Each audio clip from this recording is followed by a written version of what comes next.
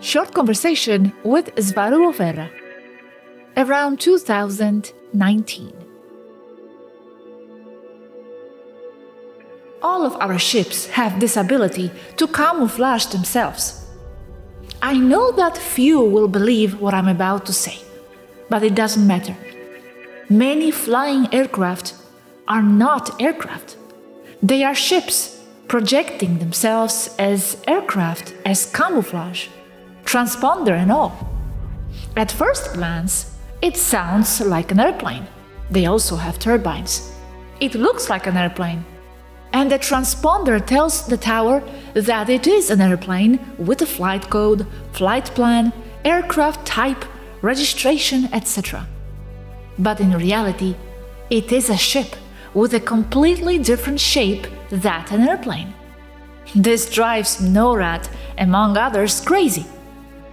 Other times we fly as what we are. It's no exaggeration, but if we wanted to, we could pass for a motorcycle. But what do your normal ships look like? Like silver spheres, like a ball? Or like spheres of light, or what? We're talking about ships without this cloaking technology. Turned off and parked? Flying. They look like sci-fi ships, very recognizable as ships. Flying, it could be an airplane, or it could be a point of light, like orange plasma, or nothing. It could be there and not look like anything, non-existent, but there. Or pass as a star. We usually use Venus to camouflage ourselves when we park.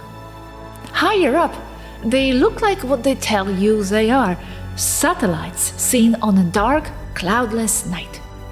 What you see is spacecraft traffic, not satellites, which are small and difficult to see. ISS, they use it as an excuse to justify someone seeing a large spacecraft.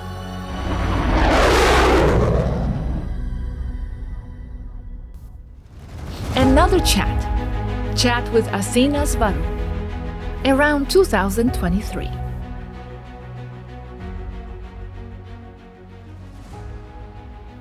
Small ship that looks like a man-made fighter jet. They communicate with control towers and can even refuel. That's nothing new. They've been moving around like that for decades. It emulates an F-16, looks like one, runs on JP-7, but it's not an F-16. It operates on a dual jet system with a rotating plasma turbine, a zero-point reactor, and aviation gas. It also has shields with countermeasures and inertia cancelers. The hangar here is full of toys like this. I fly as an F-16 with its limitation when I am visible, and when I'm not, I fly as a UFO. Look, this is an example of a small single-seat spacecraft, almost identical to those seen in TAYGETAN and elsewhere. A hull resembling a human aircraft is manufactured around this type of mini spacecraft. But inside, that's what it is. It's a pretty good strategy. It's a mini single-seat spacecraft disguised as an F-16 or whatever you want. But it's not an F-16. But it looks like an F-16. And on the ground among F-16s, you wouldn't see any difference unless you opened the service doors to the engines. I don't think anyone has told you or clarified this before. The use or mere existence of airplanes and other human machines here as a method of our presence and observation on Earth. There are even cars here, all in the hangars. The most common type of aircraft here are F-18s. Some machines are real, but all of these aircraft are copies that look like aircraft. but are actually ships disguised as aircraft. There are some real aircraft here, but of course they don't fly from here. Some others are old and are like collector's items. The F-18 is the workhorse here in terms of replicated or disguised aircraft. The F-16 has a small zero-point reactor behind the seat instead of a fuel cell and avionics. But what does it take to qualify to pilot one of those ships? The spacecraft, no problem. The AI helps you, and basically they are all the same. That's not a problem, because if I have to fly an F-18, I can fly it. The problem is behaving like an F-18 once I am in flight, and moving the F-18 avionics according to that behavior. In other words, these small ships have two flight modes: Taygeta spacecraft and exactly like the aircraft they want to emulate or copy. Another problem is that since there are only 33 people here, many of these devices are just stored away, and it would take time to return them to flight status. While the ships in themselves don't need much preparation, or their ship parts, the jet parts do. Because the engines are dual, zero-point plasma jet and also an F-16, F-15, PW F-100 engine that breathes air and burns jet fuel. That does need maintenance and preparation. I also saw in the hangar that some stored aircraft do not have their orange FOD covers on. And I told the hash that this is not right, that something could get in there. The hangar where these aircraft are stored is like the inside of an aircraft carrier below deck, with toolboxes and cranes and chairs and auxiliary generators and everything else. And even a cat could get in there. And what materials are those ships made out of? There are several types, because some are real man-made aircraft with zero-point engines replacing the originals. That is the case with some of the older models. Others are made of polymorphic material, like any other ship. The Toleka has two hangars, the large one above, which is the main one, and a smaller service hangar below, where it docks with the Saska ship and supplies are lowered with freight elevators. Most of the ships are in the lower service hangar. In the large hangar above are the Taygeta fighter ships, the Suzies and the Scimitars. But there are also planes there. Basically, it looks like the hangar inside an aircraft carrier.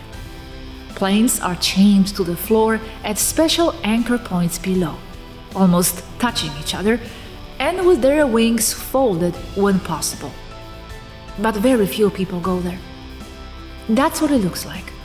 Note the position of the planes, one forward and the other one backward. Even the F-16s are here, except for the one I use. The ceiling is a little higher, that's all, and it's white, not gray. And the lighting, what's it like? The lighting comes from long wall-to-wall lamps and is solar-powered, meaning that if you want that intensity indoors, it looks like daytime.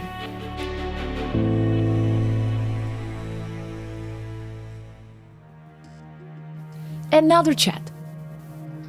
Athena, you said some machines are real, but all those planes are copies that look like planes but are actually ships disguised as planes. What is exactly the disguise?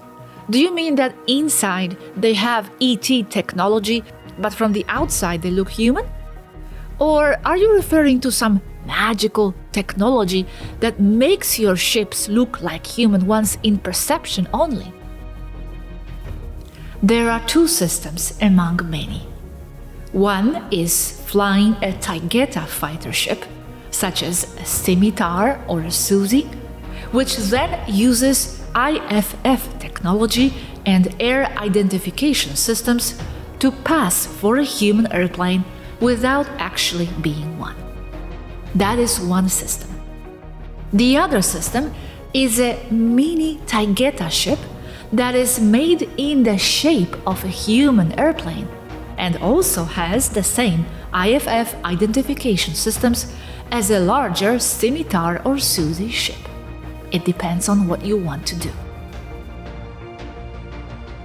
In my opinion, although it may be more dangerous, I think it is more practical and safer to fly an F-16 that looks like an F-16 and can even refuel from a KC-135. Or I can even request a runway at an airport and walk out of there without arousing any suspicion. You cannot do that with a Suzy or a scimitar. And thank you for asking, because it's important to clarify these points. But you should know that even if it's an F-16 or an F-18, if you encounter problems, you can simply go into hyperspace and get out of there like a UFO, like a rabbit running away, and see if they catch me.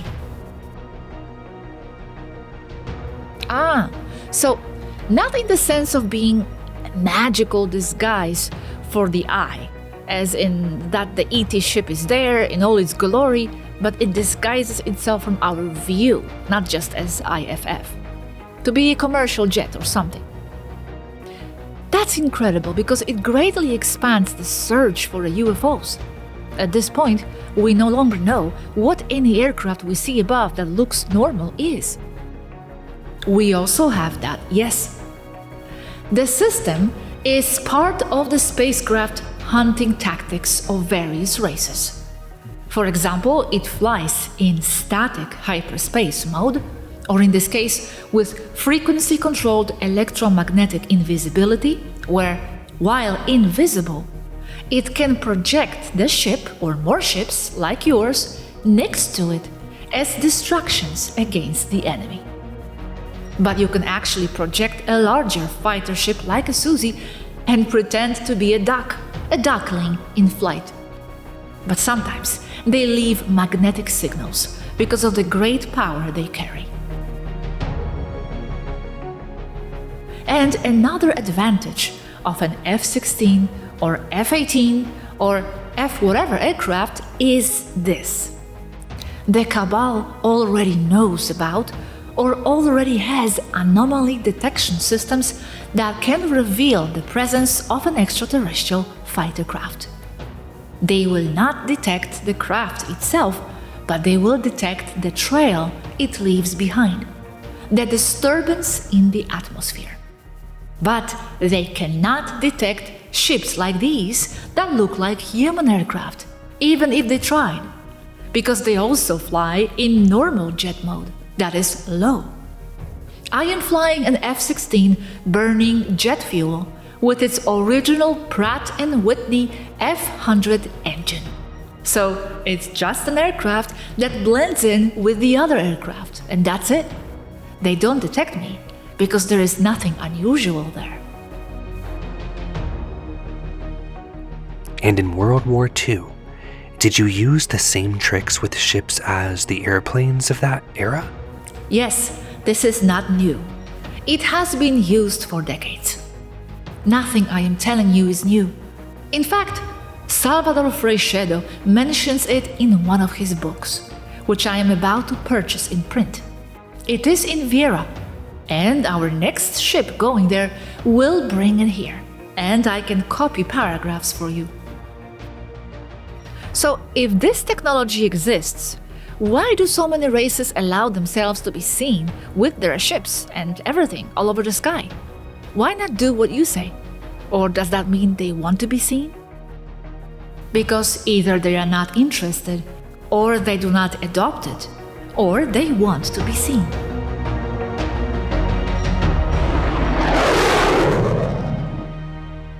Another conversation. February 2023. Conversation with Yaski. Perhaps it is not convenient to say that, because people would not understand why we fly jet aircraft such as F-18s when we have spacecraft. The reason is that spacecraft are not invulnerable no matter how much others say they are. An F-18 jet from here has the same defense capabilities as a spaceship, plus the added camouflage of being an F-18 aircraft, because they would not attack it with specialized weapons just because it is an F-18, and because the US would not attack its own US Navy aircraft. Here, there is a whole collection of aircraft, mostly Western, and they arrive on Earth because they are first de-abducted from the hangar below Toleka with the tractor beam, and then, when the mission is over, they are re-abducted again. These ships get inserted into Earth from Toleka directly? And how many are there? They are entire squadrons. I don't know how many. But of course, not all of them fly at the same time. And yes, that's right. They don't fly from space. They are inserted at atmospheric flight altitude because, with the exception of some aircraft with TAYGETAN engines, most still run on jet engines that breathe air. It's just that things like the Scimitar or the Suzy hardly fly there on missions anymore. Nowadays, human aircraft, in appearance, are used. So Toleka descends to such a low altitude and inserts them? No, the tractor beam does that. Toleka stays at the same altitude. It just turns a little to face downward and then returns to its normal position by the tractor beam insertion line. So the tractor beam is located in the Toleka's belly? And how many tractor beams does it have in its belly? Or is one more than enough? As long as it is within range and in the direction of operation of the tractor beam, yes. Of course, it can't be on the other side of the planet. Yes, it can. It has atmospheric flight and landing capabilities if the appropriate facilities are available. But it is not advisable for it to descend so low, because it would be visible to the naked eye. It does not descend due to the Federation regulations, not because it is technologically incapable of doing so. I mean that it must remain in the line of sight of the tractor beam, that's all. And why? I thought it wasn't necessary. For simplicity's sake, for convenience. It is simply passing over where the aircraft will be released, knowing that the tractor beam is basically a tube of directed energy, controlled gravity.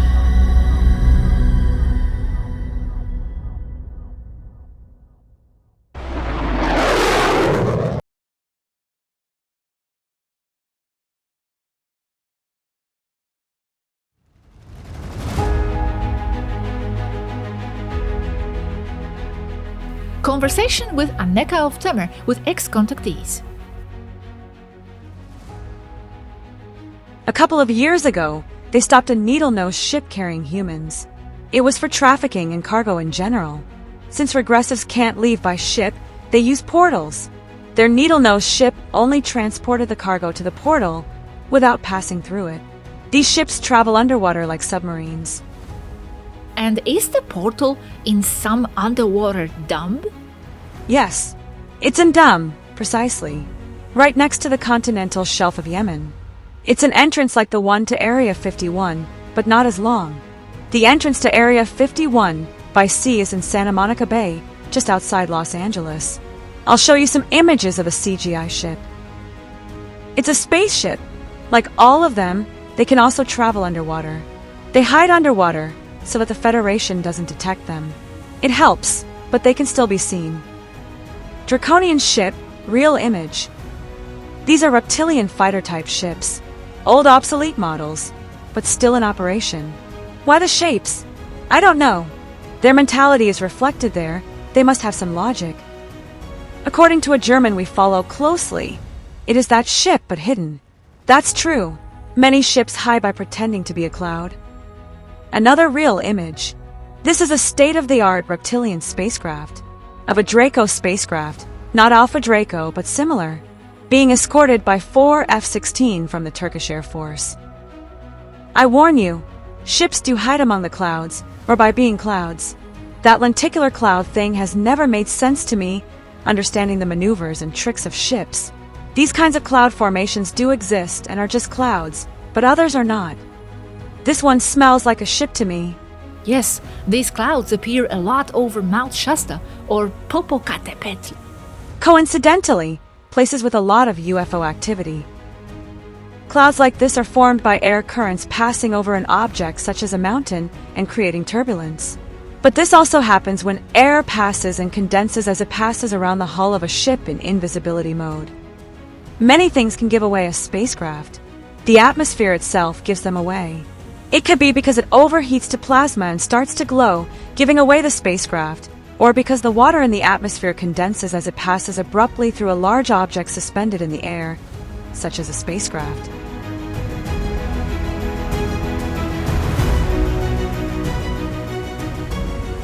Another chat with Aneka of Temer. Most of the tiny dots of light visible high in the sky are spacecraft, not satellites. They are Federation spacecraft in operation. People are told that they are satellites so that they do not believe in extraterrestrials, but there are accounts that they have been seen in the same way for hundreds, if not thousands of years, long before NASA existed. It is true that some are satellites, but they are usually too small to be seen, even when reflecting sunlight. Orange light in the sky is consistent with the glow of the atmosphere, which is superheated by contact with a magnetic field produced by the engines, so it could be a non-human spacecraft or drone. The fact is that magnetic engines heat the atmosphere until it becomes plasma, producing a glow that betrays the presence of a spacecraft, even if it is in invisible stealth mode. In fact, what they say is a plasma spacecraft, as many call it, is not so. They are not seeing the spacecraft, they are seeing its exhaust pipe. And what would be the reason for disappearing at times, turning off the engine? Yes, they also maneuver to get rid of the plasma that follows them and gives them away, but more often they use it to be seen because they leave messages that way, only making themselves present. Many more timid races, many times leaving messages in the light formations that often indicate constellations. For example, the ships that were over Phoenix, Arizona, in March 1997, that large boomerang was actually a formation of small ships, and the formation indicated the planets of the solar system and their origin Orion, which is a race belonging to the Federation and is the Atorthan race. Thousands of people saw it that night, and then the Air Force said they were A-10 planes firing flares. To date, no one believes them. Flares don't stay in formation for many minutes, maintaining a controlled course or direction of movement. It was boomerang-shaped but with rounded angles. And how is it that it allowed itself to be seen in this way? I think it was on purpose, to leave clues that you are not alone. That ship is from the Federation, the Atortans. It was not an accident, especially not a large ship. When it comes out of hyperspace, it produces a flash of gamma rays detectable from Earth that indicates to humans that a ship is arriving, as happened with the Phoenix ships. A flash of gamma rays was detected about 2 hours before it flew over Phoenix. Not all UFO formations leave such messages, but it is becoming more common. It is like crop circles, which began as markers for the same ship, temporary markers, and later were used to leave messages for humans, although they are still used as temporary markers.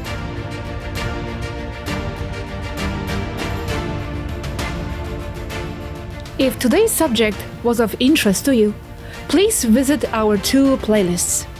Interstellar Life series playlist, of which this video is part, where we go into many similar topics, detailed description of Toleka, TAYGETAN fighter ships, flying discs, extraterrestrial engineering, manufacturing and materials, Starship Life anecdotes, missions, and more. And then Stellar Navigation Series playlist, where many aspects of star navigation methods and elements are being further discussed in detail. Stellar mapping, detailed description of tractor beams and engine technology, free energy reactors, hyperspace flight mode, time travel, spacecraft takeoff procedures, anti-gravity, and much, much more. Enjoy!